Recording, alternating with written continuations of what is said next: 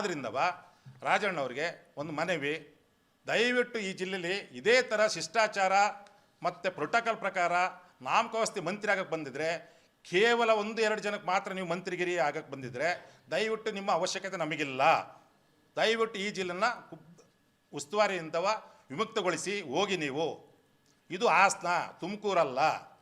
ತುಮಕೂರಲ್ಲಿ ನೀವೇನು ಮಾತಾಡೋರು ನಡೆಯುತ್ತೆ, ಹಾಸನದಲ್ಲಿ ಅವೆಲ್ಲ ಆಗಲ್ಲ. ಹಾಸನದಲ್ಲಿ ಇರೋಂಥ ಕಾಂಗ್ರೆಸ್ನವರು ಸ್ವಾಭಿಮಾನಿಗಳು. ಒಳ ಕ್ಷೇತ್ರ ಬಂದಾಗ ನಾವು ಇಲ್ಲಿ ನಮಗೆ ಅಭ್ಯರ್ಥಿ ನಮ್ಮ ಮುಖ ನೋಡಲ್ಲ. ಇಲ್ಲಿ ಒಳಯನ್ಸ್ಪುರದಲ್ಲಿ ನಡೀತದ್ದು ಚುನಾವಣೆ ರೇವಣ್ಣನ ವಿರುದ್ಧ ಮತ್ತು ಪರವಾದಂಥ ಚುನಾವಣೆ ಯಾವಾಗಲೂ ನಡೀತದ್ದು, ಯಾರು ಬೇಕಾದ್ರೂ ಇಲ್ಲಿ. ಆ ಸಂದರ್ಭದಲ್ಲಿ ಇದ್ದಾಗ ನೀವು ಏನಾದ್ರು ನಮ್ಮ ಕಾರ್ಯಕರ್ತರು ನಾವು ಓಟ್ ಹಾಕ್ಸ್ಬೇಕಾರೆ ಎಲ್ಲರೂ ಕೇಳಿರ್ತಾರೆ, ಓಟ್ ಹಾಕಿ ಈ ಸತಿ ನಮ್ಮ ಪಕ್ಷ ಅಧಿಕಾರಕ್ಕೆ ಬರುತ್ತೆ ಅಂತೇಳಿ. ಕೇಳಿದಂಥ ಸಂದರ್ಭದಲ್ಲಿ ಇವತ್ತು ಭಾಳ ನಿರೀಕ್ಷೆ ಇಟ್ಟಿದ್ದಾರೆ, ಅಣ್ಣ ಏನಾರು ಮಾಡೋಣ, ಏನಾರು ಮಾಡಲ್ವ, ಸಹಾಯ ಮಾಡೋರು. ಸ್ಥಳೀಯ ನಾಯಕರನ್ನ ಕೇಳಿ ಅವಲಂಬಿಸಿದವರು. ನೀವು ಮಾತಾಡ್ತಾರೆ, ಹೇಳ್ತೀರಾ ಡಿಫಿಟೆಡ್ ಕ್ಯಾಂಡಿಡೇಟ್ ಕರ್ಕೊಬನ್ನಿ ಅಂತ ಹೇಳ್ತೀರಾ. ನಮ್ಮ ಡಿಫಿಟೆಡ್ ಕ್ಯಾಂಡಿಡೇಟ್ ಫೋನೇ ರಿಸೀವ್ ಮಾಡಲ್ಲ. ಏನು ಚುನಾವಣೆ ಆಯಿತು 10ನೇ ತಾರೀಕು ಸಾಯಂಕಾಲ ಫೋನ್ ರಿಸೀವ್ ಮಾಡಿದ್ದು ಬಿಟ್ಟರೆ ಚುನಾವಣೆಯವರಿಗೆ ಆ್ಯಸ್ ಆ್ಯಂಡ್ ಟುಡೇ ಫೋನ್ ಇಲ್ಲ, ಒಂದು ಕಾರ್ಯಕ್ರಮ ಇಲ್ಲ, ಒಂದು ಹೋರಾಟದ ಫಲವಿಲ್ಲ. ಇದು ಚುನಾವಣೆ ನಡೆಯುತ್ತಂಥದ್ದು ರೇವಣ್ಣನ ಪರ ಮತ್ತು ರೇವಣ್ಣನ ವಿರುದ್ಧ ಚುನಾವಣೆ ಹೊರತು ಯಾವ ಅಭ್ಯರ್ಥಿ ಪರ ಚುನಾವಣೆ ಅಲ್ಲ. ನಮ್ಮ ಅಭ್ಯರ್ಥಿ ಏನಿದ್ದಾರೆ, he is an accident leader, is not A leader.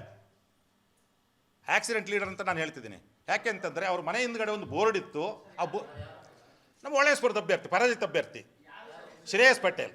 ಆದ್ರಿಂದವ ರಾಜಣ್ಣವ್ರಿಗೆ ಒಂದು ಮನವಿ, ದಯವಿಟ್ಟು ಈ ಜಿಲ್ಲೆಯಲ್ಲಿ ಇದೇ ಥರ ಶಿಷ್ಟಾಚಾರ ಮತ್ತು ಪ್ರೋಟೋಕಾಲ್ ಪ್ರಕಾರ ನಾಮಕಾವಸ್ತಿ ಮಂತ್ರಿ ಆಗಕ್ಕೆ ಬಂದಿದ್ರೆ, ಕೇವಲ 1-2 ಜನಕ್ಕೆ ಮಾತ್ರ ನೀವು ಮಂತ್ರಿಗಿರಿ ಆಗಕ್ಕೆ ಬಂದಿದ್ರೆ ದಯವಿಟ್ಟು ನಿಮ್ಮ ಅವಶ್ಯಕತೆ ನಮಗಿಲ್ಲ.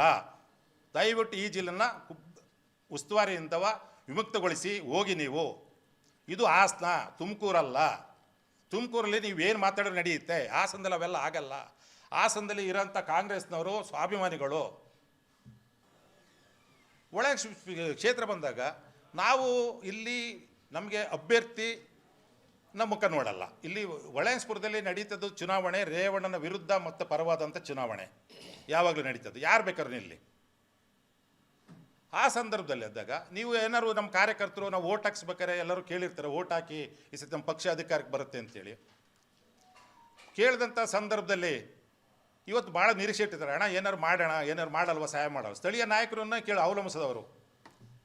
ನೀವು ಮಾತಾಡ್ತಾರೆ, ಹೇಳ್ತೀರಾ ಡಿಫಿಟೆಡ್ ಕ್ಯಾಂಡಿಡೇಟ್ ಕರ್ಕೊಬನ್ನಿ ಅಂತ ಹೇಳ್ತೀರಾ.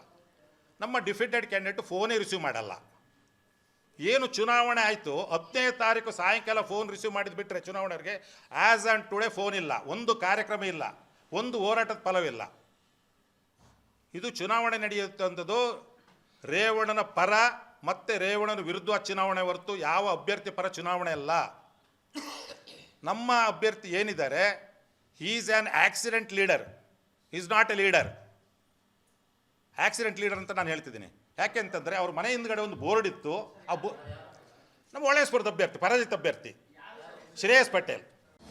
ಅನುಕ್ಷಣದ ಸುದ್ದಿಗಳಿಗಾಗಿ ವಿಸ್ತಾರ ನ್ಯೂಸ್ ಯೂಟ್ಯೂಬ್ ಚಾನೆಲ್ ಸಬ್ಸ್ಕ್ರೈಬ್ ಮಾಡಿ. ಹೊಸ ಸುದ್ದಿಗಳ ನೋಟಿಫಿಕೇಶನ್ಗಾಗಿ ಬೆಲ್ ಐಕಾನ್ ಕ್ಲಿಕ್ ಮಾಡಿ.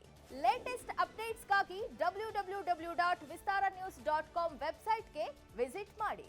ಅಂಗೈಯಲ್ಲೇ ಜಗತ್ತಿನ ಸುದ್ದಿ ತಿಳಿಯಲು ವಿಸ್ತಾರ ನ್ಯೂಸ್ ಕನ್ನಡ ಆಪ್ ಡೌನ್ಲೋಡ್ ಮಾಡಿ.